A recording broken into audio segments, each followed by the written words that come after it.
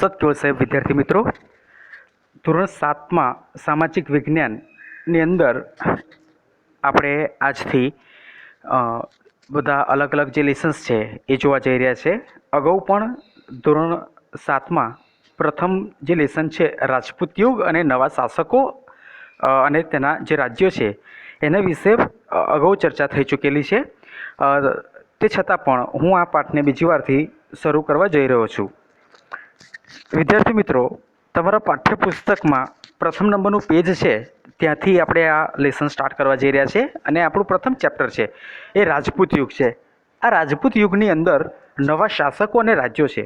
વિદ્યાર્થી મિત્રો, તમે જાણતા હશો કે આપણા દેશની અંદર જે અંગ્રેજો અને બીજી અલગ અલગ જે પ્રજાઓ છે એમનું આગમન થયું અને ત્યારથી લઈ અને એ લોકોએ આપણને ગુલામ બનાવ્યા, આપણી ઉપર રાજ કર્યું, બરાબર છે, અને સંપૂર્ણ શાસન એ લોકોનું આવ્યું. હવે આ શાસન એ લોકોનું આવ્યું એટલે કે આપણે ભારતીય છે અને એ બધા આપણી ઉપર રાજ કરતા હતા. એ લોકો વેપારના અર્થે આવ્યા હતા, પરંતુ આપણી ઉપર એ બધા રાજ કરતા હતા. નીતિ નિયમો એમના હતા ને આપણે એમની અંડરમાં કામ કરવું પડતું હતું. એટલે અહીંના જે અલગ અલગ રાજાઓ છે અને બીજા બધા સ્વતંત્ર સેનાનીઓ જે છે, આપણા અહીંયાના લીડરોને બધા, એ લોકોએ જે અંગ્રેજો છે, ખાસ કરીને અંગ્રેજો એક એવી પ્રજા હતી કે જેમણે આપણી ઉપર વધુ પડતું રાજ કર્યું હોય. તે સિવાય ડચ અને ફિરંગીઓ જેવી અલગ અલગ પ્રજાઓ પણ હતી, પરંતુ સૌથી વધુ પ્રભુત્વ અંગ્રેજોનું હતું. તો એની અંદર આપણા દેશમાંથી મોટાભાગના અલગ અલગ રાજાઓ, અલગ અલગ પ્રકારની કોમ, દરેક લોકો તેની વિરુદ્ધમાં હતા અને પોતાની રીતે આવું કામ કરતા હતા, બરાબર છે, આઝાદી મેળવવાનું. અને તે જ રીતે આ ચેપ્ટરમાં ચર્ચા કરવામાં આવી છે તેમ રાજપૂત યુગનો પણ ખૂબ મોટો ફાળો રહેલો છે. આ રાજપૂત યુગની અંદર જે નવા શાસકો છે એ નવા શાસકો અને રાજ્યો વિશે આપણે આજે ભણવા જઈ રહ્યા છે. વિદ્યાર્થી મિત્રો, અહીંયા પ્રથમ શરૂઆત કરી છે કે રાજપૂત રાજવીઓએ ઈસવીસન 700થી લઈ અને ઈસવીસન 1200 વચ્ચેના 500 વર્ષનો જે સમયગાળો છે એ દરમિયાન મોટાભાગના ઉત્તર ભાગ અને દક્ષિણ ભાગ ઉપર વર્ચસ્વ જમાવી રાજપૂત યુગની સ્થાપના કરી હતી, બરાબર છે. તો અહીંયા આપણા બધા અલગ અલગ રાજાઓ હતા અને એ રાજાઓની અંદર રાજપૂત યુગ છે. તો આ લોકોનો સમયગાળો, રાજપૂત યુગનો સમયગાળો સૌથી વિશિષ્ટ ક્યારથી માનવામાં આવે છે? તો ઈસવીસન 700થી લઈ અને 1200નો વચ્ચેનો જે સમયગાળો છે, 500 વર્ષની અંદર, એ રાજપૂત યુગનો સમયગાળો માનવામાં આવે છે. અને આ સમયગાળાની અંદર ભારતના એકદમ મહાન રાજાઓ કહી શકાય કે જેમનું વિશિષ્ટ યોગદાન ભારતની અંદર છે, એ આ સમયગાળાની અંદર થઈ ગયા. તેમણે ભારતીય હિન્દુ સંસ્કૃતિને પ્રજ્વલિત રાખી. આ તમામ નાના મોટા છતાં નોંધપાત્ર એવા રાજપૂત રાજ્યો ક્યાં અને કેવા હતા તે વિસ્તારથી આપણે જોઈશું. તો એમણે શું કર્યું? આ બધા રાજાઓએ, એ બધા ભારતીય હતા અને એટલા માટે એમણે શું કર્યું કે ભાઈ આપણા ભારતની જે સંસ્કૃતિ છે એને આપણે હંમેશા કાયમ રાખવાની છે, એને પ્રજ્વલિત રાખવાની છે. કારણ કે જે બીજા રાજાઓને બીજા જે અંગ્રેજો અને એ લોકો હતા, એમણે શું કર્યું હતું કે તેમના નીતિ નિયમો અને એમની સંસ્કૃતિ આપણે ઉપર નાખતા હતા, પણ એ આપણે હવે કરતા નથી. કેમ? કારણ કે હિન્દુ સંસ્કૃતિ નષ્ટ થાય અને એ નષ્ટ ના થાય એટલા માટે વિશિષ્ટ રાજાઓ, જેમાં ખાસ કરીને જે રાજપૂત રાજાઓને આપણે ચર્ચા કરવા જઈ રહ્યા છીએ, એમણે હિન્દુ સંસ્કૃતિને પ્રજ્વલિત રહે એવી ને એવી જ રહે તેવા મોટાભાગના પ્રયાસો કર્યા હતા.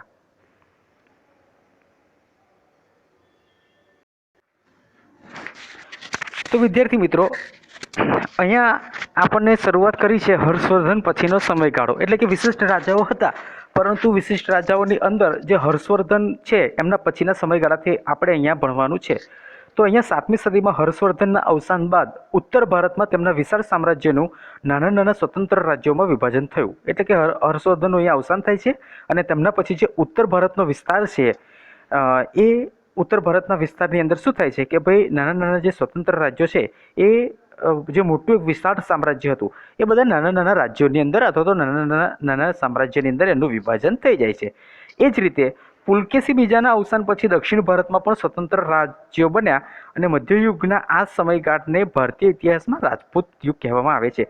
હવે જેવી રીતે ઉત્તર ભારતમાં બન્યું એવી રીતે દક્ષિણ ભારતની અંદર પુલકેશી બીજા નામનો રાજા છે અને એ રાજાનું અવસાન થાય છે અને એ રાજાના અવસાન પછી દક્ષિણ ભારતમાં જે સ્વતંત્ર રાજ્ય છે એ અલગ અલગ બની જાય છે. એટલે અહીંયા બે વાત મુખ્ય મહત્વની છે. પ્રથમ કે ભાઈ ઉત્તર ભારતમાં હર્ષવર્ધનના અવસાન પછી જે વિશાળ સામ્રાજ્ય નાના નાના રાજ્યોમાં વિભાજન થઈ જાય છે અને એવી જ રીતે દક્ષિણ ભારતમાં પુલકેશી બીજાનું અવસાન થાય છે અને સ્વતંત્ર રાજ્યો અલગ અલગ બની જાય છે. અને આ જે સમયગાળો છે એ સમયગાળાને આપણો જે ભારતના ઇતિહાસની અંદર રાજપૂત યુગ કહેવામાં આવે છે. હવે વિદ્યાર્થી મિત્રો, અહીંયા આપણને આપ્યું છે વિશિષ્ટ જાણકારી માટે કે રાજપૂત શબ્દનો અર્થ થાય છે રાજપુત્ર. રાજ એટલે કે ભાઈ રાજા જે છે એ રાજ, અને પૂત એટલે કે પુત્ર, કે આવો જે રાજ કરે છે એવા રાજાઓનો જે પુત્ર છે એને રાજપૂત કહેવાય છે. અને 14મી સદીના મોટા ભટ્ટો રાજપૂતોને 36 કુળ ધરાવતા સમૂહ તરીકે વર્ણવે છે. હવે ભટ્ટ એક એવી જાતિ છે બેટાઓ કે જે બધું વર્ણન કરે અને બીજા બધા વિશે માહિતી આપે. અત્યારે જે કામ ઇતિહાસકારો કરે છે અને બીજી બધી વસ્તુઓ જણાવે છે, એવી રીતે ભટ્ટનું કામ શું હતું જે તે વખતે, કે જે અલગ અલગ જે જ્ઞાતિ છે, કોમ છે, વિશિષ્ટ વ્યવસ્થા છે, એ બધાને વર્ણવવાનું કામ ભટ્ટ જાતિના લોકો કરતા હતા. અને 14મી સદીના જે ભટ્ટ લોકો છે એ રાજપૂત લોકોને કેવા ઓળખાવે છે? 36 કુળ ધરાવતા સમૂહ તરીકે ઓળખાવે છે. અહીંયા આગળ જોઈએ બેટા, તો રાજપૂત બહાદુર હતા એટલા ટેકીલા હતા. એ લોકો ખૂબ જ બહાદુર, હજુ પણ રાજપૂત લોકોને ખૂબ જ બહાદુર માનવામાં આવે છે. અને કોઈ પણ ટેક લે, શપથ લે તો એ શપથ પૂર્ણ કરીને રહેતા હતા. આપેલ વચન પ્રાણને ભોગ્ય પણ પાડતા. જો એમણે કોઈ વચન આપ્યું હોય, પોતાનો પ્રાણ જતો રહે, જીવ જતું રહે, તે છતાં પણ તે એ વચનને પાળતા હતા. દુશ્મનને પીઠ બતાવવા કરતાં તેઓ મૃત્યુ વિશેષ પસંદ કરતા. અને ડરીને બીને જો દુશ્મન સામું હોય તો નાસી જવાના બદલે એ લોકો સામું છાતીએ લડતા હતા. અને ભલે મૃત્યુ આવે પણ એ મૃત્યુને સ્વીકારી લેતા હતા, પણ એ જે તે દુશ્મન છે એને એ પીઠ બતાવતા નહોતા અથવા તે ડરીને ભાગી જતા નહોતા. તેઓ ગૌ બ્રાહ્મણ પ્રતિપાલક હતા. તો એ ખાસ કરીને વિશિષ્ટ કઈ જાતિને એ કરતા હતા? તો કે ભાઈ ગૌ બ્રાહ્મણ હતા એ લોકો, એના પ્રતિપાલક હતા. શરણે આવેલાનું તેઓ કોઈ પણ ભોગ્ય રક્ષણ કરતા અને લડાઈમાં પણ અધર્મ આચરતા નહીં. એમના શરણે કોઈ પણ આવે કે ભાઈ અમારી રક્ષા કરો અથવા તો અમને શરણ આપો, રક્ષણ આપો, તો એ દરેક લોકોનું તેઓ રક્ષણ કરતા હતા, એમને શરણ આપતા હતા. અને એવી જ રીતે જ્યારે લડાઈ થાય તો એ ધર્મની રીતે લડાઈ કરતા હતા. એમાં કોઈ પાપ થાય એવું નહીં, પણ એ લડાઈમાં એ શું કરતા હતા કે ધર્મનું આચરણ થાય એનો ખાસ કરીને ખ્યાલ રાખતા હતા.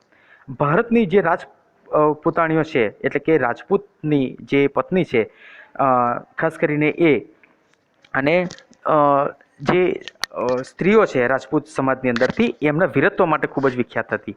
પુત્ર અને પતિને હસતા મુખે યુદ્ધમાં વિદાય આપતી હતી. બરાબર છે? એમને ખબર હતું કે આપણા જે રાજપૂત લોકોનો ધર્મ એક છે કે વિશિષ્ટ સારા એવા જે રાજ્યનું અને આપણી જે સંસ્કૃતિ છે એને પ્રજ્વલિત રહે એવું કાર્ય કરવું. અને એટલે જ એ જો કોઈ યુદ્ધની અંદર પોતાનો પુત્ર હોય કે પતિ હોય, એમને ખબર છે કે યુદ્ધની અંદર કાં તો જીત પણ મળે અને હાર પણ મળે, અને હારની અંદર મૃત્યુ પણ થાય, તે છતાં પણ હસતા મોઢે એ પોતાના પુત્ર અને પતિને યુદ્ધની અંદર વિદાય આપતી હતી. સતીત્વ, નિડરતા અને સત્ય માટે તે પ્રાણની પણ પરવા કરતી નહીં. તો આ સ્ત્રીઓની ખાસ વિશિષ્ટ એવી લાક્ષણિકતા હતી કે એ લોકો એક તો સતીત્વ, કે પોતે સતી છે, એમની ઉપર કોઈ પાપ અથવા તો કોઈ લાંછન લાગે એવું કોઈ કાર્ય નથી કરતી. ખૂબ જ એ લોકો નિડર પણ હતી આ સ્ત્રીઓ, અને સત્ય માટે પોતાના પ્રાણની પણ પરવા કરતી નહીં. સત્યના ભોગે એ કોઈ પણ કામ કરતી નહીં. જરૂર પડે તો હાથમાં તલવાર લઈને રણ મેદાને નીકળી પડતી. આવી વિરંગનાઓના અનેક ઉદાહરણો જોવા મળે છે. અને આ સ્ત્રીઓ ખાસ કરીને પોતે યુદ્ધમાં જવાનું થાય તો પણ એ યુદ્ધમાં પણ જતી હતી, તલવાર લઈને લડતી પણ હતી. અને આવા ઘણા ઉદાહરણો ભારતીય સંસ્કૃતિના ઇતિહાસમાં નોંધાયેલા છે. અહીંયા આપણને આપ્યું છે કે રાજપૂતાણીઓ શાસ્ત્ર અને શસ્ત્રનો અભ્યાસ શા માટે કરતી હતી? આજની મહિલાઓએ કયા કયા ક્ષેત્રોમાં અભ્યાસ કરવો જોઈએ અને શા માટે? તો બેટા, જે તે વખતે જ્યારે આ રાજપૂત યુગ ચાલતો હતો ત્યારે આ જે રાજપૂતાણીઓ છે અલગ અલગ શાસ્ત્રનો અભ્યાસ કરતી હતી અને શસ્ત્રનો અભ્યાસ કરતી હતી. શાસ્ત્રનો અભ્યાસ એ પોતાનું શાસન ચલાવવા માટે અથવા પોતાના જે પતિ છે, પુત્ર છે, એમને યોગ્ય માર્ગદર્શન આપવા માટે, વિશિષ્ટ જ્ઞાન માટે કરતી હતી. અને શસ્ત્રનો ઉપયોગ એટલા માટે કરતી હતી કે જો કોઈક એવી પરિસ્થિતિ આવી જાય કે પોતે પણ યુદ્ધમાં ઊભું રહેવું પડે, એટલા માટે એ શસ્ત્રનો પણ અભ્યાસ કરતી હતી. તો બેટા, આ જે રાજપૂતાણીઓ છે એ જે તે સમયે આ બંને શાસ્ત્રો અને શસ્ત્રોનો અભ્યાસ કરતી હતી. તો અત્યારની જે સ્ત્રીઓ છે એમણે કયા ક્ષેત્રનો અભ્યાસ કરવો જોઈએ? કે ભાઈ અત્યારની સ્ત્રીઓને અત્યારના જે યુગ છે, અત્યારનો જે સમય ચાલી રહ્યો છે એમાં એમણે જો ટકી રહેવું હોય, જો મહિલાઓએ આગળ આવવું હોય તો એમણે કયા ક્ષેત્રનો અભ્યાસ કરવો જોઈએ એ તમારે વિચારવાનું છે. અને શા માટે એવો અભ્યાસ કરવો જોઈએ એ પણ આપણે ખાસ કરીને વિચારવાનું છે. ભારતના મધ્યયુગીન ઇતિહાસમાં રણધીરા રાજપૂત શાસકોની વીરતા, સાહસ અને શૌર્યના પ્રસંગો નોંધાયેલા છે. આશરે 500 વર્ષ સુધી રાજપૂતોએ ભારતને વિદેશી આક્રમણોથી બચાવ્યો હતો. આવા રાજપૂત રાજવંશો વિશે જાણીએ તો જે મધ્યયુગ છે એ મધ્યયુગના ઇતિહાસની અંદર આવા રાજપૂત શાસકો છે એમની વીરતા, એમનો જે સાહસ છે અને શૌર્યના પ્રસંગો ખાસ કરીને જાણીતા છે અને નોંધેલા પણ છે. અને લગભગ આજે આપણને સમયગાળો આપ્યો છે, 500 વર્ષના સમયગાળા સુધી આ રાજપૂતોએ શું કર્યું તે કે વિદેશી જે આક્રમણો થાય, બરાબર છે, એ દરેક સામે આપણે આખા ભારત દેશને એ લોકોએ બચાવ્યો હતો. 7મી સદીના અંતમાં સામંતશાહી શક્તિઓનો ઉદય થતાં ભારત અનેક નાના મોટા ટુકડાઓમાં વહેંચાયો. હવે શું 7મી સદીમાં શું થયું કે સામંતશાહી શક્તિઓનો ઉદય થયો એટલે કે ભાઈ અલગ અલગ જે લોકો છે એમની જોડે વધુ પડતું પૈસો હોય અથવા તો વધુ પડતી જમીન હોય જે તે સમયે, તો એ લોકો સામંત થઈ જાય એટલે કે બીજા બધાને પોતાની અંડરમાં રાખે. હવે આ સમયે જે ભારત છે એ અમુક મોટાભાગના નાના મોટા ટુકડાઓમાં વહેંચાઈ ગયો હતો અને તેથી જ દેશમાં અનેક રાજપૂત રાજ્યવંશોનો ઉદય થયો હતો. આ સમયને મધ્યયુગ કહે છે. તો જે 7મી સદી છે એમાં પેલા જે સામંતો જેની પાસે વિશિષ્ટ જમીન વધારે છે, વધારે પડતા પૈસાદાર છે, એ લોકોએ પોતાના જ નિયમોથી જાણે કે રાજ કરતા હોય એ રીતે આગળ વધતા હતા. અને એટલા માટે આ સમયગાળાની અંદર, અને મધ્યયુગનો સમય કહે છે ને, આ સમયગાળાની અંદર જે રાજપૂત છે એ રાજ્યવંશનો ઉદય થયો હતો. આપણે તે સમયના ઉત્તર અને દક્ષિણ ભારતના રાજ્યોનો અભ્યાસ કરીશું. તો આપણે વિશિષ્ટ કરીને કયા રાજ્યોનો અભ્યાસ કરવાનો છે? તો ભારતના જે ઉત્તર વિભાગના રાજ્યો છે એ અને દક્ષિણ ભારતના રાજ્યો છે એનો આપણે અભ્યાસ કરવાનો છે.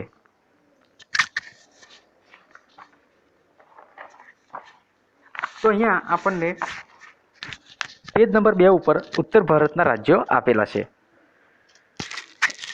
ઉત્તર પ્રતિહાર સામ્રાજ્યના પતન બાદ કનોજનું ગઢવાલ રાજ્ય, બુંદેલખંડનું જેજાક ભુક્તિના ચંદેલો, માળવાનું પરમાર રાજ્ય, અણહિલવાડનું ચૌલુક્ય સોલંકી રાજ્ય, ડાહલનું ચેદી રાજ્ય, શાકંભરીનું ચૌહાણ રાજ્ય, દક્ષિણ રાજસ્થાનનું ગોહિલ રાજ્ય પ્રસ્થાપિત હતા.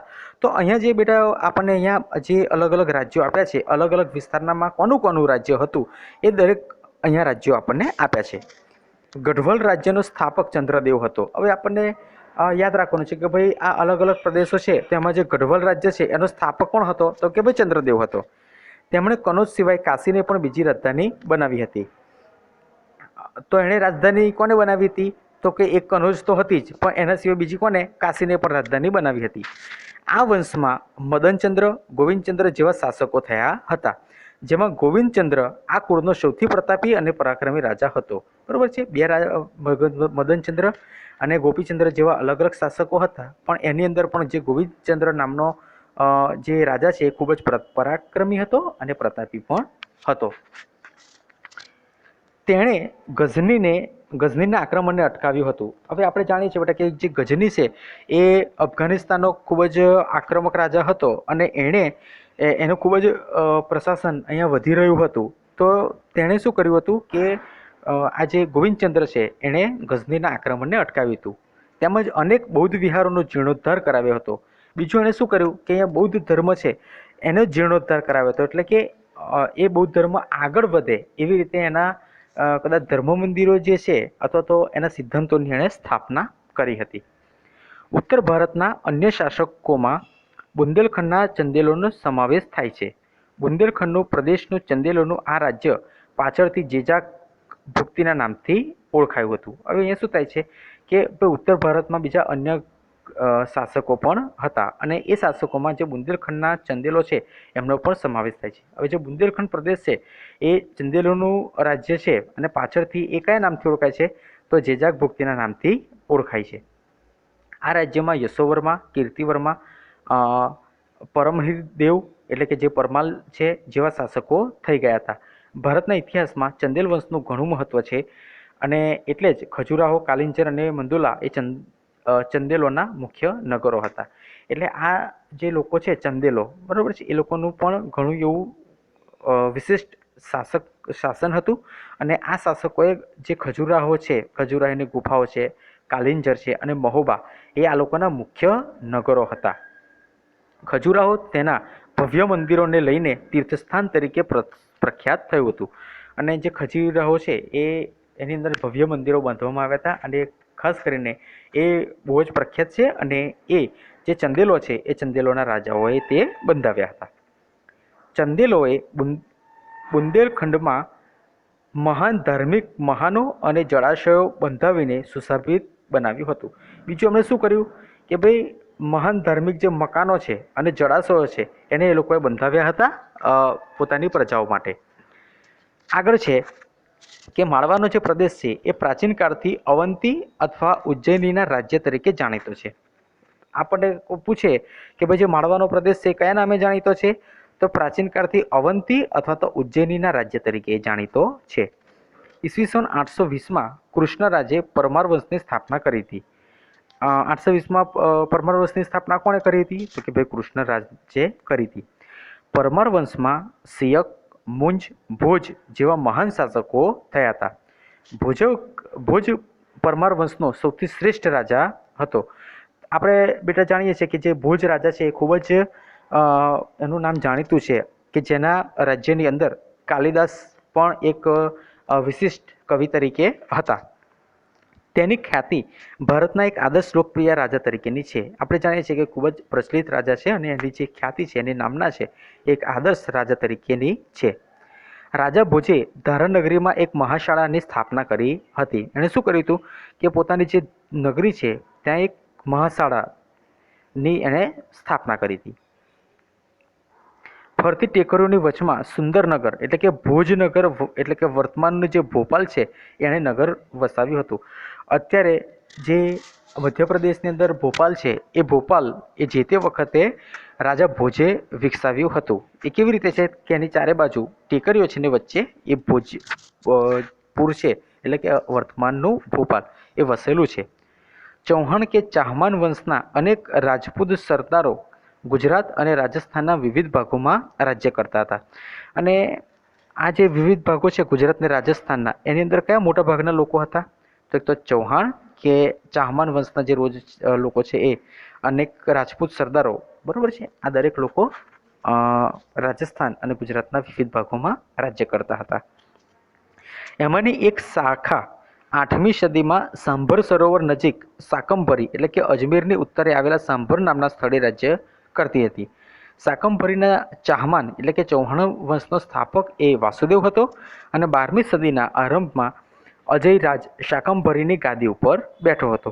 તેણે અજયમેરુ નામના નગરની સ્થાપના કરી હતી જે પાછળથી અજમેર નામે ઓળખાયું હતું. તો અહીંયા આપણે જોઈ શકીએ કે અને શું કર્યું હતું,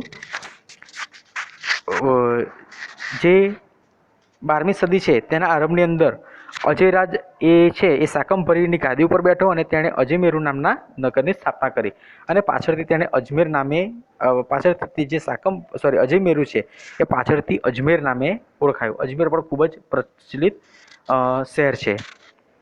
ગુજરાતના સોલંકી રાજા સિદ્ધરાજ જયસિંહની રાજકુમારીના લગ્ન ચૌહાણ વંશના અરુણોરાજ સાથે થયેલા. અને જે ગુજરાતની અંદર સોલંકી રાજા જે છે સિદ્ધરાજ જયસિંહ, એમની જે પુત્રી છે એમની જયસિંહની જે રાજકુમારી, એના લગ્ન એ કોની સાથે થયા હતા, તો ચૌહાણ વંશના અરુણોરાજ સાથે થયેલા. તેનો પુત્ર સોમેશ્વર ચૌહાણ ગાદીએ આવ્યો. તેના પછી તેનો પુત્ર પૃથ્વીરાજ ત્રીજો ગાદીએ આવ્યો હતો. આ પૃથ્વીરાજ ત્રીજો ભારતના ઇતિહાસમાં અદ્વિતીય સ્થાન ધરાવે છે. એટલે અહીંયા બેટા આપણે જાણીએ કે ભાઈ પૃથ્વીરાજનું નામ તો બહુ મોટું છે. તો એ કોનો પુત્ર હતો, તો કે ભાઈ એ સોમેશ્વર ચૌહાણનો પુત્ર હતો અને સોમેશ્વર ચૌહાણ છે એ અરુણોરાજ જે છે તેનો પુત્ર હતો. આમ જે પૃથ્વીરાજ છે, પૃથ્વીરાજ ચૌહાણ, એનું આપણે અહીંયા મૂળ જાણી શકીએ. ઈસવીસન 1191માં થાણેશ્વર અને કરનાલ વચ્ચે આવેલા તરાઈના મેદાનમાં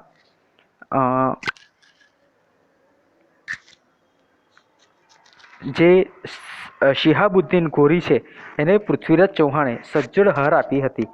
તે પછી ઈસવીસન 1192માં પૃથ્વીરાજ ચૌહાણની હાર થઈ છે અને દિલ્હીના તખ્તા પર મુંબઈ સત્તાનો ઉદય થયો. બરાબર, આપણે ખાસ કરીને જાણીએ છીએ કે ભાઈ ઈસવીસન 1119 છે એની અંદર થાણેશ્વરની અંદર શું થયું કે કરનાલ વચ્ચે આવેલા તરાઈનું જે મેદાન છે ત્યાં શિહાબુદ્દીન ઘોરી અને પૃથ્વીરાજ આ બંને વચ્ચે એને જે શિહાબુદ્દીન ઘોરી છે એને પૃથ્વીરાજ ચૌહાણે બહુ જ જબરજસ્ત એવી હાર આપી હતી અને તે પછી 1192માં પૃથ્વીરાજ ચૌહાણની હાર થઈ અને દિલ્હીના તખ્તા પર મુંબઈની જે સત્તા છે એનો ઉદય થયો. આથી તરાઈની જે લડાઈ છે એ ભારતીય ઇતિહાસમાં સીમાચિહ્નરૂપ જ કહેવાય છે. રાજપૂત યુગમાં ગુજરાતના શાસકોનું વિશેષ સ્થાન છે અને 8મી સદીમાં ગુર્જર પ્રતિહારોનું રાજ્ય હતું. 8મી સદીના મધ્યમાં આશરે ઈસવીસન 756માં સરસ્વતી નદીના કિનારે વનરાજ ચાવડાએ અણહિલવાડ પાટણની સ્થાપના કરી. આ ખૂબ મહત્વનું છે બેટા કે ભાઈ રાજપૂત યુગ જે છે એની અંદર જે ગુજરાતના શાસકોનું પણ વિશેષ મહત્વ છે અને 8મી સદીની અંદર આપણે જોઈ શકીએ તો ગુર્જર પ્રતિહારો છે એમનું રાજ્ય ચાલતું હતું અને ત્યારે 8મી સદીના મધ્યમાં ઈસવીસન 756માં જે સરસ્વતી નદીનો કિનારો છે ત્યાં વનરાજ ચાવડાએ એક અણહિલવાડ પાટણ છે તેની એણે સ્થાપના કરી. હવે એણે આ સ્થાપના કરી તો એ કેવી રીતે કરી તો પોતાના જે બાળપણનો અણહિલના ભરવાડના નામ ઉપરથી વનરાજ ચાવડાએ નવીન નગરનું નામ અણહિલવાડ પાટણ રાખેલ એવી સામાન્ય માન્યતા છે. તો બેટા એનો જે એક મિત્ર હતો કોનો કે આજે આપણે વાત કરી વનરાજ ચાવડા, એ વનરાજ ચાવડાનો મિત્ર અણહિલ ભરવાડ હતો. હવે એક યુદ્ધની અંદર અને એક સ્ટોરી એવી છે કે એક યુદ્ધની અંદર અણહિલ ભરવાડે વનરાજ ચાવડાને મદદ કરી હતી અને એને બચાવ્યો હતો. એટલે ત્યાર પછી જે વનરાજ ચાવડા છે એણે એક નગર વસાવ્યું અને એ નગરનું નામ પોતાના મિત્રના નામ પરથી અણહિલવાડ રાખ્યું. અને આ સમયે ગુજરાત છે એની અંદર જે સૌરાષ્ટ્ર અને કચ્છમાં ચાવડા વંશના શાસકો હતા. હવે અહીંયા આપણે જોઈએ છીએ કે વનરાજનો રાજ્યાભિષેક અણહિલવાડ પાટણની સ્થાપના, અહીંયા આપણે રાજ્યાભિષેક બતાવ્યો છે. હવે અહીંયા બતાવે છે કે સાચી મિત્રતાના પ્રસંગોની વર્ગખંડમાં ચર્ચા કરો અને નવીન જે ગામ શહેરોના સ્થાપનાને લગતા પ્રસંગો શોધીને વર્ગમાં ચર્ચો. આ બેટા તમારે વાંચી અને પોતે યાદ રાખવાનું છે કે જ્યારે ચર્ચા કરવાની થાય ત્યારે આપણને એટલી ખબર હોવી જોઈએ કે કયા કયા પ્રસંગોમાં અહીંયા મિત્રતાના પ્રસંગો અથવા તો મિત્રતા આપણને દેખાઈ આવે છે. સાથે સાથે એવા કયા રાજાઓ છે કે જેમણે પોતાના નવા નગરો વસાવ્યા, ક્યાં વસાવ્યા અને એનો ઇતિહાસ શું છે. હવે આપણે જોયું કે આ જે સમય છે ગુજરાતમાં એમાં સૌરાષ્ટ્ર અને કચ્છમાં ચાવડા વંશના શાસકો હતા. હવે આ જે વિસ્તારો છે એમાં વઢવાણ, દીવ, ઓખામંડળ, પાટગઢ એટલે કે જે લખપત છે તે, ભદ્રાવતી, કચ્છ વગેરેનો સમાવેશ થાય છે. આ બધા શાસકોમાં સોલંકીઓના શાસનકાળને ગુજરાતના રાજપૂત શાસનનો સુવર્ણ યુગ માનવામાં આવે છે. હવે અહીંયા આપણે જોઈએ કે ઉપરના જે પ્રદેશો આપ્યા છે એની અંદર સોલંકી જે રાજાઓ હતા એ રાજપૂત રાજાઓ છે, પણ એમાં જે આપણે કહી શકીએ કે એમની જે સરનેમ છે અટક છે ખાસ કરીને સોલંકી લખાય. તો એવા જે સોલંકી શાસનકાળ છે એમનું જ્યારે યુગ હતો તો એ ખૂબ જ પ્રતિષ્ઠિત છે, ખૂબ જ પ્રજ્વલિત છે અને એટલા માટે આજે ગુજરાતના રાજપૂત જે શાસન છે એની અંદર પણ સોલંકીઓનું જે શાસનકાળ છે એને સુવર્ણયુગ માનવામાં આવે છે. આ વંશમાં મૂળરાજ ભીમદેવ પ્રથમ, સિદ્ધરાજ જયસિંહ, કુમારપાળ, ભીમદેવ બીજા વગેરે શક્તિશાળીઓ થઈ ગયા. બરાબર છે. આ બધા સોલંકી શાસનકાળના હતા. સોલંકીઓના શાસનમાં ગુજરાત આર્થિક અને સાંસ્કૃતિક દ્રષ્ટિએ સમૃદ્ધ હતું. તો જે સોલંકીઓનું શાસન છે એની અંદર ગુજરાતની પરિસ્થિતિ શું હતી, એકદમ આર્થિક અને સાંસ્કૃતિક દ્રષ્ટિએ ગુજરાત ખૂબ જ સમૃદ્ધ હતું. જૂનાગઢના શાસક રા ખેગારની દીકરી ઉદયમતીના લગ્ન ભીમદેવ પ્રથમ સોલંકી સાથે થયા હતા. તો અહીંયા જોઈએ કે જે જૂનાગઢનો શાસક છે રા ખેગાર, એની દીકરી ઉદયમતી, આ ઉદયમતીના લગ્ન ભીમદેવ છે પ્રથમ એની સાથે થયા હતા. રાણી ઉદયમતીએ પાટણમાં વિશ્વ પ્રસિદ્ધ વાવ બનાવી હતી, જે રાણીની વાવ તરીકે ઓળખાય છે. બેટા બહુ જ મહત્વનું છે. પાટણની જે વાવ છે એ કોણે બનાવી હતી? તો કે ભાઈ રાણી ઉદયમતીએ બનાવી હતી, અને એટલે એને રાણીની વાવ તરીકે ઓળખવામાં આવે છે. આજે આ રાણીની વાવને યુનેસ્કો વર્લ્ડ હેરિટેજ સાઇટનો દરજ્જો મળેલ છે. સિદ્ધરાજ જયસિંહની માતા મિનળ દેવી, જેમનું મુખ્ય નામ હતું મયણલ દેવી, આદર્શ રાજમાતા હતા. તેમણે પ્રજાને ન્યાય આપવા અનેક કામ કર્યા હતા, અને સોમનાથનો જે યાત્રાળુ વેરો બંધ કરાવવામાં, ધોળકામાં મલાવ તળાવના બાંધકામમાં તેમનો નિર્ણય હતો. જે આ રાજદેવી મિનળ દેવી છે, એમના ખૂબ જ પ્રજાના ઉદ્ધાર માટે, પ્રજાના કલ્યાણ માટે ખૂબ જ કામ આપણને જોવા મળે છે. એની અંદર ખાસ કરીને જે યાત્રાળુઓ ઉપર જે કર લેવામાં આવતો હતો એ એમણે બંધ કરાવ્યો. એની સાથે સાથે જે ધોળકાનું મડાવ તળાવ છે એ પણ એમણે બંધાવ્યું હતું. અને આગળ જોઈએ તો સિદ્ધરાજ જયસિંહે કલિકાલ સર્વજ્ઞ હેમચંદ્રજી પાસે સિદ્ધ હેમ શબ્દાનું શાસનના નામના સમૃદ્ધ ગ્રંથની રચના કરાવી હતી. હવે સિદ્ધરાજ જયસિંહ છે, એમાં એક હેમચંદ્રાચાર્યજી છે એ સંસ્કૃતના ખૂબ આગળ વધતા કવિ હતા, અને એમની પાસે એમણે સિદ્ધ હેમ શબ્દાનું શાસન એવા એક સમૃદ્ધ ગ્રંથની રચના કરાવી, કે ખાસ કરીને જે સંસ્કૃત ભાષા છે એને આગળ વધારવા માટે એના જે ગ્રામરના નિયમો છે અને સંસ્કૃત ભાષાને જે સાહિત્ય છે એને ખાસ કરીને ટેકો મળી રહે, અને લોકો વાંચવાનું, લખવાનું અને એના આધારે જ્ઞાન મેળવવાનું પસંદ કરે, એ રીતે એમણે એક જે ગ્રંથની રચના કરાવી. એ કોની જોડે રચના કરાવડાવી? હેમચંદ્રાચાર્યજી. હવે જે આ હેમચંદ્રાચાર્યજી છે એમને કલિકાર સર્વજ્ઞ, એટલે જે તે વખતના ખૂબ જ વિશિષ્ટ રાજા માનવામાં આવે, પંડિત અથવા તો એમને જે સંસ્કૃત સાહિત્યના તજજ્ઞ માનવામાં આવતા હતા. અને આ ગ્રંથની નગરમાં હાથી ઉપર શોભાયાત્રા કાઢી હતી, ત્યારે પાટણનો રાજા આમ પ્રજાની સાથે ચાલ્યો હતો. હવે આ જે સિદ્ધ હેમ શબ્દનું શાસન છે, એ જે ગ્રંથ છે એ એટલો પ્રસિદ્ધ હતો, એટલો બધો ઉત્કૃષ્ટ હતો, કે એની નગરમાં હાથીની ઉપર એ આ જે ગ્રંથ છે એની શું કરવામાં આવી હતી? એની શોભાયાત્રા કાઢવામાં આવી હતી. અને રાજા પોતે પ્રજાની સાથે ચાલ્યો હતો, અને આ જે ગ્રંથ છે એને વિશિષ્ટ બહુમાન એમણે આપ્યું હતું. કુમારપાળ પણ પ્રજા કલ્યાણી શાસક હતો, અને આચાર્ય હેમચંદ્રાચાર્યનો તેના ઉપર ઘણો પ્રભાવ હતો. એવી રીતે જ આપણે જે કુમારપાળ જોઈએ છે એ પણ આવો જ પ્રજાનું કલ્યાણ થાય એવો શાસક હતો, અને એમણે શું કર્યું હતું કે આચાર્ય હેમચંદ્રાચાર્ય છે એની ઉપર એમનો ખૂબ જ પ્રભાવ હતો. તેમની પ્રેરણાથી રાજા કુમારપાળે રાજ્યમાં જુગારની રમત, પશુવધ ઉપર પ્રતિબંધ મૂક્યો હતો, અને અહિંસાના પાલન માટે કડક આજ્ઞાઓ કરી હતી. તો આ રાજાના વિશિષ્ટ શાસન તરીકે શું લઈ શકાય? તો કે ભાઈ આ રાજાએ ખાસ કરીને શું કર્યું હતું કે રાજ્યની અંદર જે બધા જુગાર રમે છે એ જુગાર ઉપર પ્રતિબંધ મૂક્યો, જે પશુવધ કરે છે, પ્રાણીઓને મારી નાખે છે, એની પર પણ પ્રતિબંધ મૂક્યો હતો, અને જે અહિંસાનું જે પાલન થાય, કોઈ હિંસા કરે નહીં, એવા એણે વિશિષ્ટ અને કડક કાયદા બનાવ્યા હતા, અને એની એવી આજ્ઞાઓ રહેતી હતી.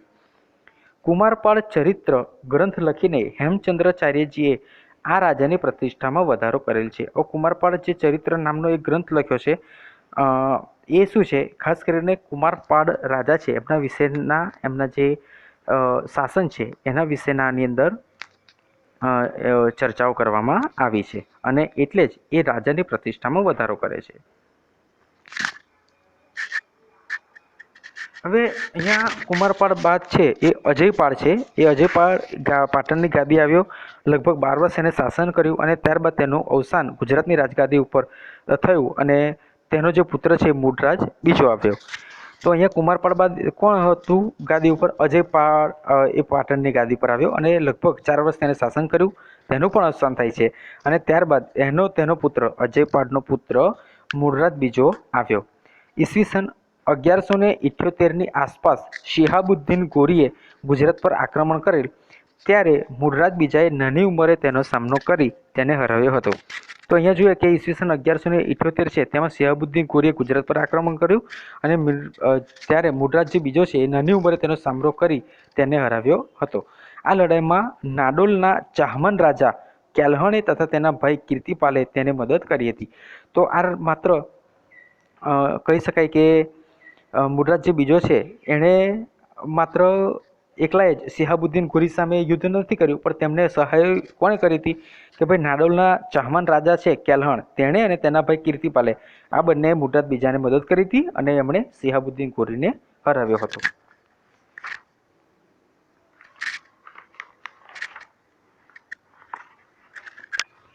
હવે જે આગળ છે કે ભાઈ સોલંકી શાસકોને સત્તા નબળી પડતા ગુજરાતની ગાદી ઉપર વાઘેલા વંશનું શાસન આવ્યું. હવે રાજપૂત યુગમાં સોલંકી જે શાસકો છે, હવે ધીમે ધીમે એ લોકોનો જે ઉદય કહેવાય, બરોબર છે, ઉદય એટલે કે પોતાનું શાસન હવે ધીમે ધીમે ધીમું પડવા લાગ્યું છે, અથવા તો એટલી બધી અસર પબ્લિક ઉપર કે પ્રજા ઉપર રહી નથી. અને ત્યારે એમની જે ગાદી ઉપર છે એ કોનું શાસન આવ્યું? વાઘેલા વંશનું શાસન આવ્યું. એક નિયમ છે કે બેટા કે જે સૌથી બળવાન રાજા છે એ બીજા બધાઓ ઉપર રાજ કરે છે, અને એટલે આ વાઘેલા વંશનું શાસન આવ્યું અને એ સોલંકી શાસનોની સત્તા નબળી પડતા આવી.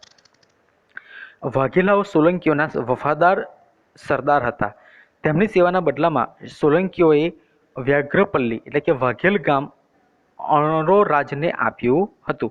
હવે જે વાઘેલાઓ છે એ સોલંકીઓના ખૂબ જ વફાદાર સરદાર તરીકે સેવા બજાવતા હતા, અને આ સેવાના બદલામાં સોલંકીઓએ શું કર્યું કે એમણે વાઘેલ જે ગામ છે એ અણરો રાજને આપ્યું હતું, જે ગામના નામ ઉપરથી તેમના વંશજો વાઘેલા કહેવાયા. બરાબર છે. તો આપણે કહી શકીએ કે ભાઈ આ જે વાઘેલા વંશ છે એ કેવી રીતે કહેવાયા? તો સોલંકીઓએ જે વ્યાઘ્રપલ્લી એટલે કે વાઘેલ ગામ અણરો રાજને આપ્યું હતું, આ ગામના નામ ઉપરથી તેમના વંશજો વાઘેલા કહેવાયા હતા. આમ તો તેઓ પણ મૂળ ચૌલુક્ય જાતિના હતા. વાઘેલા વંશમાં વીરધવલ, વિશળદેવ, અર્જુનદેવ, સારંગદેવ જેવા શાસકોએ ગુજરાતનું શાસન સારી રીતે ચલાવ્યું હતું. વીરધવલના શાસનકાળમાં ગુજરાતને વસ્તુપાળ અને તેજપાળ જેવા સમર્થ મંત્રીઓ મળ્યા હતા. તો હજુ પણ બેટા જે ગુજરાતનો જે આ વાઘેલા વંશ છે એના વસ્તુપાળ અને તેજાપાળ એ સમર્થ મંત્રીઓ હતા. એ રાજાને વિશિષ્ટ રીતે માર્ગદર્શન આપતા અને તેમના માર્ગદર્શન હેઠળ રાજાઓ જે તે નીતિ બનાવતા, નિયમો બનાવતા અને એવી આજ્ઞાઓ પણ કરતા. આ મંત્રીઓની કુનેહના કારણે ગુજરાત મુસ્લિમના આક્રમણથી બચ્યું હતું. હવે આપણે જાણીએ છીએ કે શરૂઆતની અંદર મુગલ રાજાઓ કે જેઓ મુસ્લિમ હતા, એ આ મુસ્લિમ રાજાઓ મુગલ સામ્રાજ્યમાંથી ભારત ઉપર એમણે ચડાઈ કરતા હતા, અને આ બંને મંત્રીઓની કુનેહના કારણે, એમને પોતાની વિશિષ્ટ બુદ્ધિના કારણે આ આક્રમણોમાંથી આ ભારતને જે તે સમયે બચાવ્યું હતું. વાઘેલા વંશના છેલ્લા શાસક કર્ણદેવ વાઘેલાના સમયમાં ઈસવીસન 1304ની આસપાસ ગુજરાતમાં દિલ્હી સલ્તનતની સ્થાપના થઈ. અને જે વાઘેલા વંશનો સૌથી જે છેલ્લો શાસક છે કે જે અતિ બળવાન રાજા કહી શકાય તેઓ કર્ણદેવ વાઘેલા છે. એ 1304ની અંદર ત્યારે ગુજરાતમાં દિલ્હી સલ્તનતની સ્થાપના થઈ. એટલે કે બીજા જે આ રાજાઓ છે દિલ્હી સલ્તનતની અંદર, જે મુગલ રાજાઓ જેને કહી શકાય, ત્યાં એ 1304ની આજુબાજુ એ ગુજરાતમાં આ સલ્તનતની સ્થાપના થઈ. 8મી સદીના મધ્યભાગમાં બંગાળમાં પાલન વંશનું શાસન હતું. આ વંશના સ્થાપક અને તેના વંશજોના નામોમાં પાલ શબ્દ પાછળના ભાગમાં આવતો હોવાથી આ વંશને બંગાળનો પાલ વંશ કહેવામાં આવે છે. હવે નવું શાસન આવે છે કે એ કોનું શાસન છે? તો કે ભાઈ પાલ શાસન છે. પાલ શાસન કેમ આવ્યું?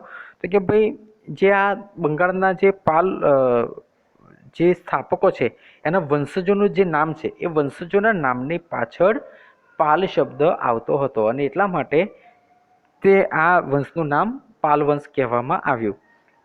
આ વંશનો સ્થાપક ગોપાલ ઈસવીસન 750થી લઈને 770 સુધી નામનો રાજવી હતો. અને પાલ વંશના પતન બાદ ઈસવીસન 1095માં સેન વંશની સ્થાપના થઈ હતી. આ વંશમાં વિજયસેન પ્રથમ નોંધપાત્ર રાજા હતો. તેના પુત્ર બલ્લાલ તેને દાનસાગર અને અદ્ભુત સાગર નામના ગ્રંથો રચાયા હતા. તો આ સમયગાળો આપણે જોઈએ કે ભાઈ ઈસવીસન 1095માં સેન વંશની સ્થાપના થઈ. ત્યારબાદ વિજયસેન પ્રથમ નોંધપાત્ર રાજા બન્યો, અને તેના પુત્ર જે બલ્લાલ સેન છે એ દાનસાગર અને અદ્ભુત સાગર નામના એણે જે ગ્રંથો રચ્યા હતા. કર્ણદેવ વાઘેલા પાસેથી ગુજરાત જીતી લીધા પછી દિલ્હીના સુલતાન નાઝિમો સુબાની નિમણૂક કરતા. એટલે આ જે કર્ણદેવ એની એકમાં તો જે કર્ણદેવની જ્યારે હાર થાય છે દિલ્હીના સુલતાન સામે, અને ત્યાર પછી એ જે સુલતાન છે એ પોતાના સુબાઓને ત્યાં નિમણૂક કરતા હતા. એટલે કદાચ પોતે શાસન ત્યાં ના કરી શકે, કારણ કે પોતે એ મુખ્ય જગ્યાએ શાસન કરતા હોય, પરંતુ તેમના દ્વારા જીતેલા બીજા અન્ય પ્રદેશો ઉપર પોતાના જે વિશ્વાસપાત્ર માણસ હોય જેને નાઝિમો અથવા તો સુબા કહેવામાં આવે છે તેમને એ લોકો નિમણૂક કરતા હતા. તે દ્વારા રાજ્યનો વહીવટ થતો હતો. ઈસવીસન 1407માં જફરખાન મુઝફ્ફર નામ ધારણ કરીને સુલતાન બન્યો.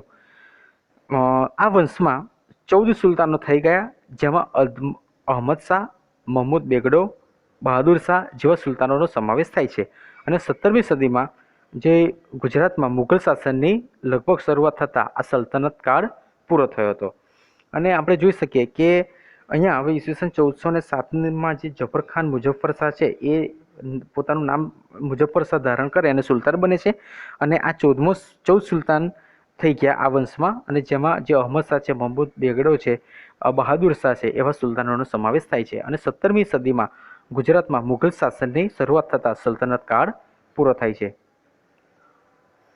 તો અહીંયા બેટા એક એક્ટિવિટી તરીકે તમારે આટલું કરવાનું છે કે વનરાજ ચાવડાએ અણહિલવાડ પાટણ તો અહમદ શાહે વસાવ્યું હતું. આ બંને શાસકોની નવા નગરની સ્થાપના સાથે જોડાયેલા કેટલાક પ્રસંગો એકત્ર કરો. તમારે શું કરવાનું છે, અને વિશિષ્ટ માહિતી તમને મળે અન્ય પુસ્તકો દ્વારા, બરાબર છે, તો તમારે એ લેવાની છે. અને જે વનરાજ ચાવડા છે એ અણહિલવાડ પાટણ વસાવ્યું, અહમદ શાહે અમદાવાદ વસાવ્યું, બરાબર છે. આવા કોણે કોણે નગરો વસાવ્યા એ તમારે એની નોંધ કરવાની છે. તો વિદ્યાર્થી મિત્રો, આજે યુનિટ 1માં આપણે અહીંયા સુધી જોઈએ છીએ. આના પછીમાં હવે આપણે દક્ષિણ ભારતના રાજ્યો, રાજપૂત યુગની શાસન વ્યવસ્થા વગેરે વિશેની ચર્ચા કરીશું. આપ સર્વને મારી વિનંતી છે કે આ પાઠને 2 થી 3 વાર વાંચો અને સમજવાનો પ્રયત્ન કરો. આપ દરેકને મારા સત કેવલ સાહેબ.